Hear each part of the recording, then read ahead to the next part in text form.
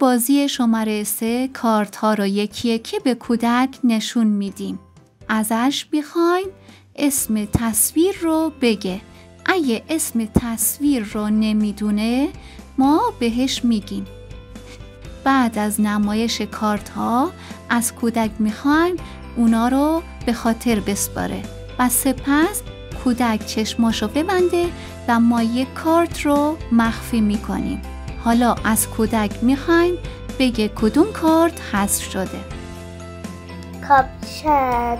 آفرین گلم، خیلی خوب گفتی.